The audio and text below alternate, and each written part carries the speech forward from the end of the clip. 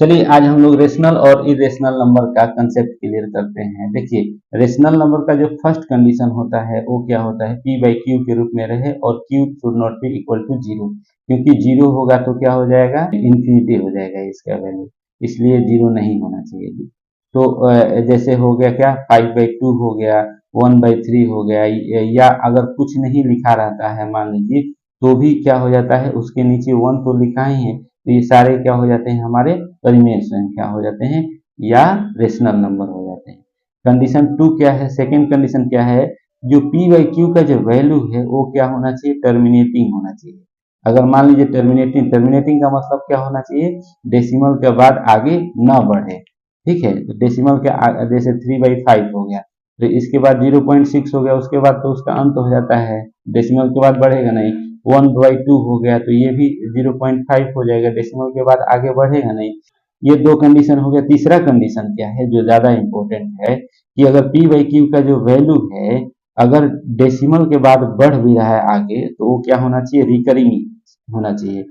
To two digit हो, 4 digit हो, 5 digit हो, 6 डिजिट हो, कोई भी डिजिट हो, लेकिन ग्रुपिंग के साथ वो क्या होना चाहिए, आगे बढ़ना चाहिए, तब जाके वो क्या हो जाता है हमारा, ये हो जाता है रेशनल नंबर हो जाता है। जैसे देखिए 1/3 अगर करेंगे तो 0.333333 आप इसको रिकरिंग को ऐसे लिख सकते हैं, है ना।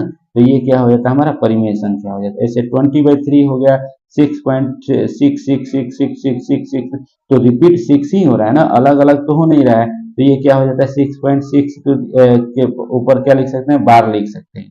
तो ये हमारा क्या हो जाएगा, परिमेय संख्या हो जाएगा। इसी तरह 22/7 जो है उसका वैल्यू हो जाता है 3.142857, फिर 142857, ये क्या हो जाता है, रिपीट हो रहा है। तो रिपीट हो रहा है तो हम इसके ऊपर बार लिख सकते हैं, इसीलिए क्या हो जाता है हमारा 22/7 एक रेशनल नंबर होता है। लेकिन पाई हमारा रेशनल नंबर नहीं होता है। क्यों नहीं होता है, क्योंकि इसका जो पाई का जो वैल्यू होता है वो 3.141592,653 हमेशा अलग अलग अलग अलग उसका डिजिट चेंज होता है डेसिमल के बाद, इसलिए क्या हो जाता है, पाई इरेशनल नंबर है, अपरिमेय संख्या है।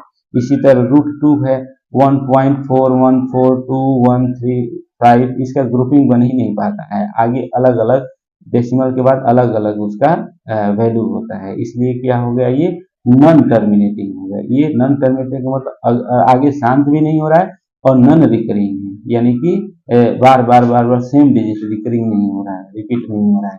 तो क्या हो जाता है, हमारा अपरिमेय संख्या हो जाता है या इरेशनल नंबर होता है। कृपया चैनल को लाइक शेयर और सब्सक्राइब कीजिए।